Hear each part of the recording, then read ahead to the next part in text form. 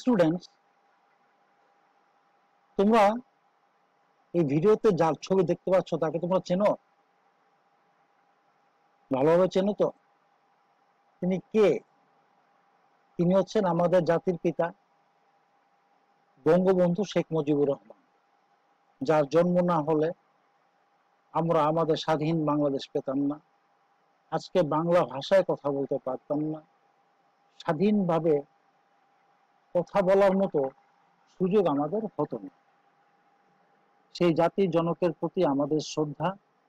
সরকার ইতিমধ্যে 2020 সালকে মুজিব বর্ষ হিসেবে ঘোষণা করেছেন। আমরা জাতির জনকের প্রতি শ্রদ্ধা জানিয়ে আজকে আমাদের ভিডিও টিউটোরিয়াল শুরু করছি। Welcome to online class from Rike Badar Girls High School. Today's class for class 8, subject English. আজকের টপিক হচ্ছে প্যারাগ্রাফ নিয়ে। এই প্যারাগ্রাফটি তোমাদের ইংলিশ কোশ্চেন পেপারে কোশ্চেন নম্বর 16 থাকে, মানে 16 নম্বর প্রশ্ন থাকে, নম্বর থাকে 10। আর আমি তো তোমাদের কাছে খুবই পরিচিত, অষ্টম ক শাখার শ্রেণী শিক্ষক আব্দুল নঈম লস্কর। সবাইকে শুভেচ্ছা জানিয়ে আজকের প্যারাগ্রাফের ক্লাসটি তোমাদের সঙ্গে শেয়ার করব, যাতে তোমরা খুব সহজেই প্যারাগ্রাফ সম্বন্ধে একটা ভালো ধারণা তোমাদের ভিতরে গড়ে উঠবে এবং পরীক্ষার সময় প্যারাগ্রাফ সময় তোমাদের কোনো রকম ভয় ভীতি থাকবে না, ইনশাআল্লাহ। তো লেটস গো। যেটা বলছিলাম, ক্লাসটি কিন্তু খুব মজার এবং এই প্যারাগ্রাফের সাধারণত ক্লাস হয় না। প্যারাগ্রাফগুলো আমরা কি করি, অনেক সময় ক্লাসে মেয়েদেরকে আমরা মুখস্থ করাই, তো বা বাড়িতে পড়া দিয়ে দিই, ওর বাড়ি থেকে মুখস্থ করে আনে, বিভিন্ন বই থেকে সাহায্য নিয়ে তারা ক্লাসে এসে আমাদের কাছে প্রেজেন্ট করে। আজকে মূলত আমার এই ক্লাসটি বেশিরভাগ দুর্বল ছাত্রীদের জন্য। আর ভালো ছাত্রীরা দেখবে কিভাবে একটি প্যারাগ্রাফ লিখবে, প্যারাগ্রাফ লেখার কৌশল, প্যারাগ্রাফের মধ্যে কি কি বৈশিষ্ট্য থাকে, আমরা সেগুলো জানার চেষ্টা করব। তো শুরুতে আমি বলছি কিভাবে একটি প্যারাগ্রাফ লিখবে। একটি ভালো প্যারাগ্রাফ বা অনুচ্ছেদ হলো একটি ছোট রচনা। এর মধ্যে 3টি উপাদান থাকতে হবে। একটা প্যারাগ্রাফের মধ্যে কয়টি উপাদান থাকবে? 3টি। এক, প্রিফেস বা ভূমিকা, অর্থাৎ বিষয়বস্তু সংক্রান্ত একটি বাক্য। ধরো এই স্ট্রিট বেগার একটা প্যারাগ্রাফ আসলো। এই street বেগার is a person who bags into a street. এই জাতীয় একটা ছোট একটা লাইন তৈরি করবে তুমি। 2 হচ্ছে বডি, অর্থাৎ প্রধান অংশ, অর্থাৎ সাহায্যকারী বিস্তারিত তথ্য। এই বডিতে তুমি এই স্ট্রিট বেগার কখন থেকে কখন পর্যন্ত কাজ করে, কোথায় কোথায় কাজ করে, কি কাজ করে, কত টাকা আয় করে, পরিবারের জন্য কি করে, এই জিনিসগুলো সম্বন্ধে একটা তুমি বডি তৈরি করবে। আর 3 নম্বর হচ্ছে ক্লোজার বা সমাপ্তি, অর্থাৎ একটি উপসংহার যা অনুচ্ছেদটির সমাপ্তিটা না। উপসংহার বলতে তুমি একটি লাইন বা 2টি লাইন ইউজ করতে পারো।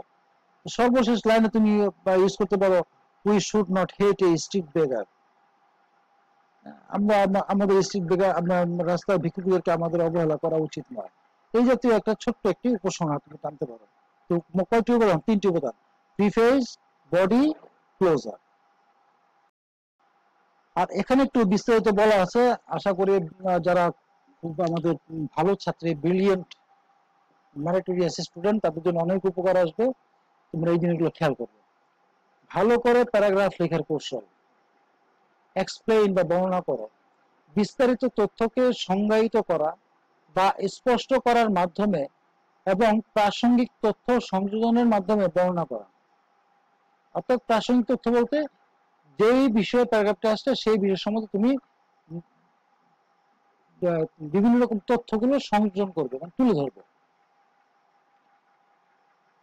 ডেমনস্ট্রেট বা প্রদর্শন করো, একটি শাব্দিক চিত্র আঁকো, মানে মনে মনে একটা যে কোনো প্যারাগ্রাফের একটা চিত্র তোমার মনের মধ্যে, মনের কল্পনার মধ্যে তুমি ফুটিয়ে রাখো, যা তোমার আলোচনার বিষয়বস্তুগুলোকে স্পষ্ট করে তুলতে সাহায্য করবে।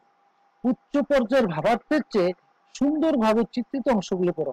অনেকে করি কি আমরা কঠিন কঠিন শব্দগুলো চিন্তা করি, কঠিন শব্দ বাংলা শব্দ যদি কঠিন মনে হয়, ইংরেজি শব্দ তুমি কিভাবে করবে? এই জন্য সহজ সহজ শব্দ দিয়ে তুমি চিত্র করবে, যাতে তুমি সহজভাবে ইংরেজিতে তোমার প্যারাগ্রাফের মধ্যে লিখে দেখতে পারো এবং অনুসরণ করা সহজ হয়।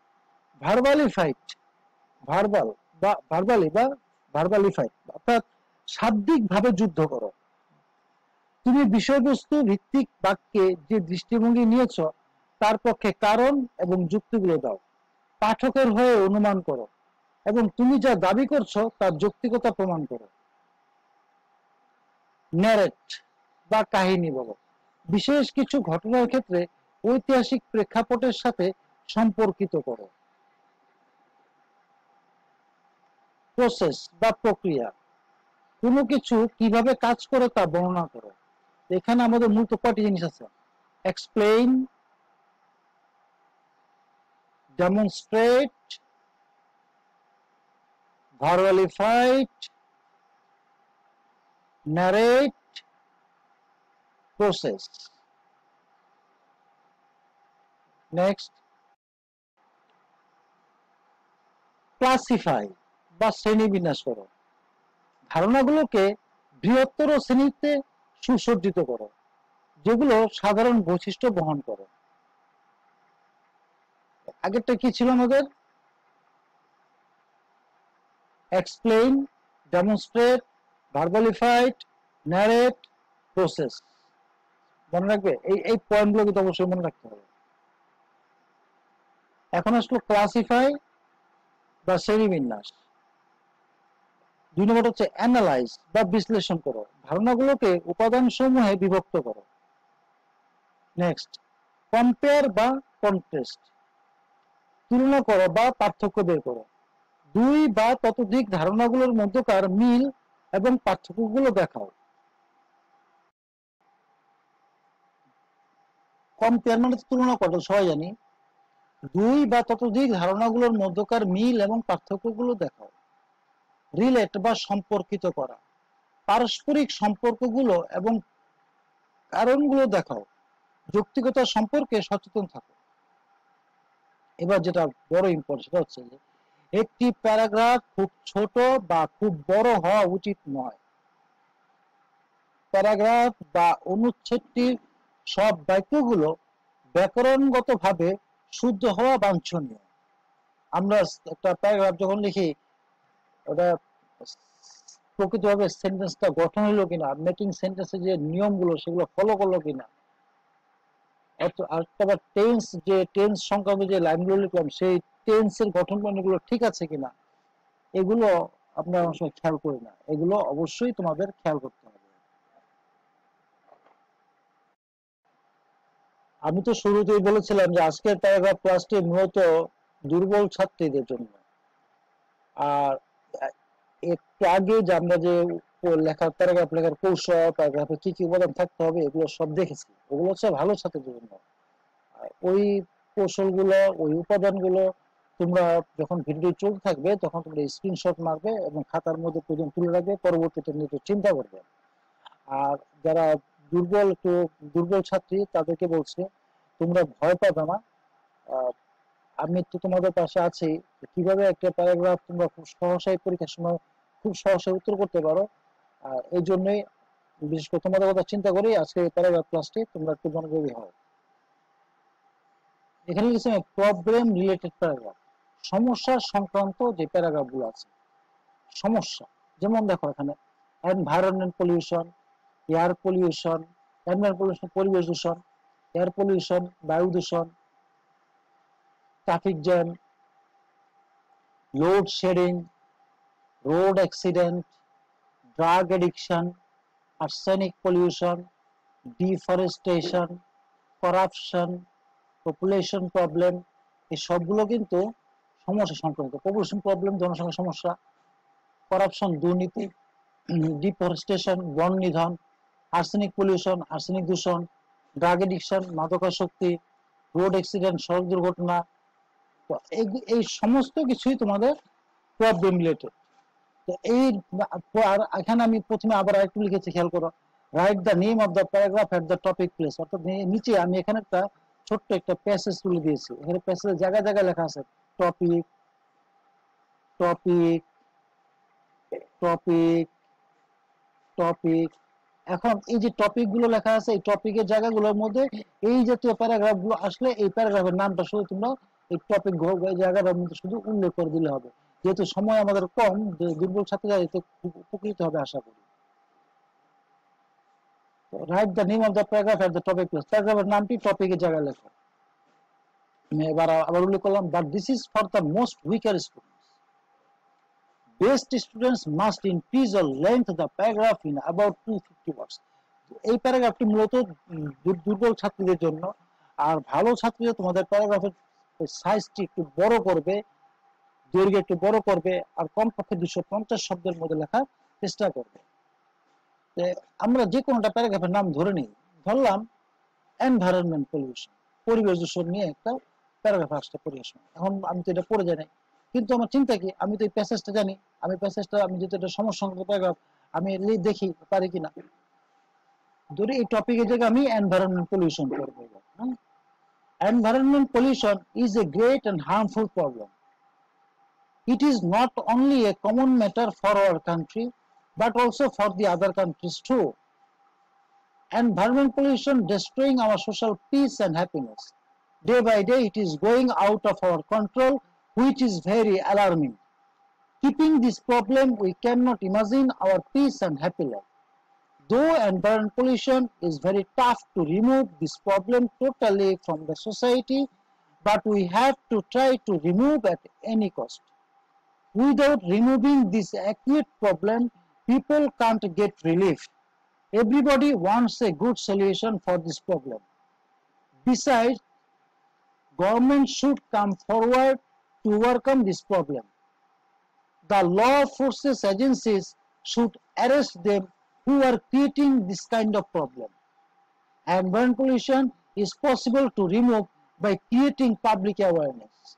So, we should be more active to get better solution. এই প্যারাগ্রাফ, এই প্যাসেজটির মধ্যে আমার যে শব্দগুলো খুব গুরুত্বপূর্ণ শব্দ, শব্দগুলোকে আমি একটু এই যে এই কালি, ভিন্ন রকমের কালি ইউজ করেছেন, কালো কালি ইউজ করিনি। এই যে harmful, common matter, destroying, day by day, out of our control, alarming, imagine, tough, at any cost, relief, acute, arrest, law forces agencies, come forward, overcome, awareness, active, solution, এই শব্দগুলো একটু মনে রাখবে। তো স্টুডেন্টস, টুডে নো মোর। আর তোমরা এটা প্যারাগ্রাফটি তোমার খাতার মধ্যে কিন্তু অবশ্যই তুলবে, এই প্যারাগ্রাফগুলোর নামগুলো তুলবে। সমস্যা সংক্রান্ত প্যারাগ্রাফগুলো আসলে তোমরা এই প্যারাগ্রাফগুলোর নামগুলি শুধু টপিকের জায়গাগুলোর মধ্যে লিখে দিলেই হবে, কেমন? তো চিন্তার কারণ নেই। আজকে আর না, today no more, will try next more and more easy way. আমরা এর পরবর্তীতে আরো কিছু প্যারাগ্রাফ নিয়ে আসবো, তোমরা আমার সঙ্গে থাকবে। এটা হচ্ছে সমসংগত প্যারাগ্রাফ, এরপর আসবে ব্যক্তি সংগত প্যারাগ্রাফ, এরপর কিছু ভালো গুণাবলী সম্বন্ধে প্যারাগ্রাফ আলাদাভাবে আমি নিয়ে আসবো। I hope you will be benefited by the way of this writing way and go ahead. Surely you are now at home in isolation. Be attentive and keep yourself busy in learning process. Never allow unknown people into your house. Stay home, be safe and be healthy. So students, ভালো থাকবে, সুস্থ থাকবে, আমার জন্য দোয়া করবে, আমিও তোমাদের জন্য দোয়া করি। বাসায় অবশ্যই মা বাবার কথা শুনবে, বাইরে একদম বের হবে না। সম্পূর্ণ করোনার সময় তোমাদেরকে পড়াশোনা করার সুযোগ করে দিল আমাদের যে সৃষ্টিকর্তা। সুতরাং বাসায় বসে থেকে পরিষ্কার পরিচ্ছন্নতা, সরকার স্বাস্থ্যবিধি মেনে পড়াশোনা তোমরা মগ্ন থাকবে, এই আশা করে আমি আব্দুল নস্কর তোমাদের কাছ থেকে আজকের মতো বিদায় নিচ্ছি। আসসালামু আলাইকুম ওয়া রাহমাতুল্লাহি ওয়া বারাকাতুহু।